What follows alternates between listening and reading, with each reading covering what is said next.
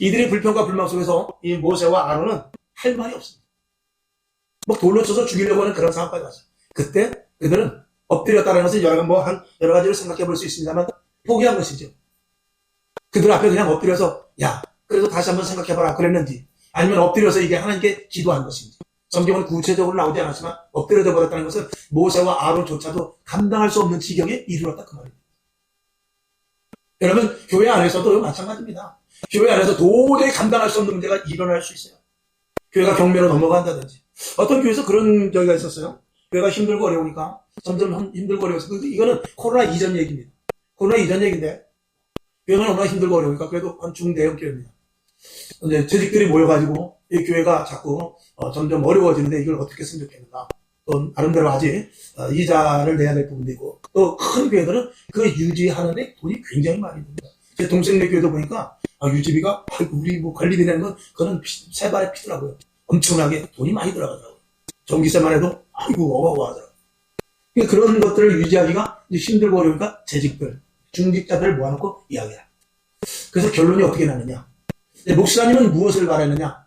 목사님의 의도는 뭐냐면 그분들의 말을 잘 수렴해가지고 우리가 이럴수록 더욱더 우리가 한번 작정 기도회를 합시다. 또 아니면 우리가 작정하여 리레이 기도 등등 해서 하나님께 더 매달립시다. 그리고 우리가 이럴수록 전도비도 더 충당해가지고 전도하러 나갑시다. 근데 이럴 줄 알았는데 중직에서 뭐라고 하냐면 우리 옆에 붙어있는 구속관, 교육관을 팔아버립시다. 이렇게 된 거죠. 그러니까 모두가 다 박수로 그게 좋겠다 그렇게. 그래서 그 교회가 어떻게냐, 교육관을 팔아버렸어. 그래서 누가 사? 팔았어요, 어쨌거나. 그래서 그걸 팔고 나서 그 교회가 그러면 그걸 가지고 잠시 잠깐 세상말로 땜빵은 됐지만 그렇다고 해서 그게 계속돼서 그걸 메고 나갈 수 있느냐? 그렇지 않았다는데 문제가 있는 거죠. 한번 힘들어지면 사람의 생각이, 마귀가 주는 생각이 한번 개입되기 시작하면요, 마귀는 적당히 건드리는 게 아닙니다. 마귀는 그 사람을 어디까지, 죽을 때까지 건드립니다. 마귀는 그 사람이 어디까지 가냐, 죽음 사망의 응배, 나와 함께 지옥 가자, 거기까지 가는 거예요. 인정사정 없습니다. 이렇게 힘들면 이제는 하나님이 나의 손길을, 나를 붙잡아 주시겠지. 물론 하나님이 붙잡아 주시지만 믿음을 가지고 나가지 않을 때는 마귀는 넘어지고 쓰러지고 힘들고 어려운 이들에게 가서 아이고 꼴 좋다 그게 아닙니다. 너 더 죽어봐라고 밀어버리는 게 마귀예요. 이 마귀의 속성을 모르면은 우리는 신앙생활에 계속적인 실패밖에 없습니다. 마귀는 그런 존재, 인정사정 없습니다. 겉으로는 그렇지 않죠. 겉으로는 따뜻한 말 한마디 하는 것 같지만 그렇지 않다는 것을 좋아해 보냐. 마귀가 어떤 존재라는 거. 이제 성경 그렇게 나오지 않았어요? 마귀가 이제 남은 시간이, 자기의 남은 시간이 얼마 되지 않은 거로 믿는 자들까지라도 유혹하고 미혹하고 넘어뜨리라고.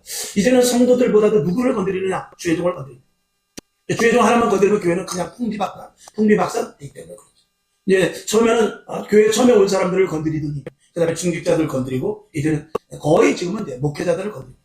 목회자들은 뭐 웬만해서 뭐 건드려서 넘어가지 않죠. 그러니까 어떻게 건드리냐? 예배를 줄이기 시작합니다. 기도를 줄이기 시작합니다. 설교 말씀을 줄이기 시작합니다. 모임을 줄이기 시작합니다. 구역 예배를 안 드리게 합니다. 새벽 예배를 빠지게 합니다. 그리고 저녁 기도회를 줄입니다. 금요철의 시간을 줄이죠. 그렇게 가면서 차츰차츰 성도들의 비율을 맞춰가면서 목회자도 거기에 놀아난다라고 말할까요? 그런 방법을 쓴 거죠. 그래서 교회라는 존재는 있지만 힘없는 교회. 교회라는 건물이 있고 성도들은 있지만 그 안에서 마귀가 마음대로 뛰놀 수 있는 그런 정말 도적의 강도의 굴혈로 만드는 그런 곳으로 만드는. 이게 마귀의 계략이에요. 그러니까 겉으로 번드름하게 서있고 성도들이 많이 왕래한다고 교회가 아니라 영적으로 저와 여러분이 꿰뚫어 볼 수 있어야 돼요. 제가 늘 말씀을 드리죠. 여러분 인터넷에 들어가서 설교를 듣고 그 교회에 대해서 많은 다른 교회는 어떤가 이런 것들 보는 것도 있지만 여러분이 영적인 눈이 띄어지지 않으면 그것을 간구할 수 없습니다. 설교 말씀.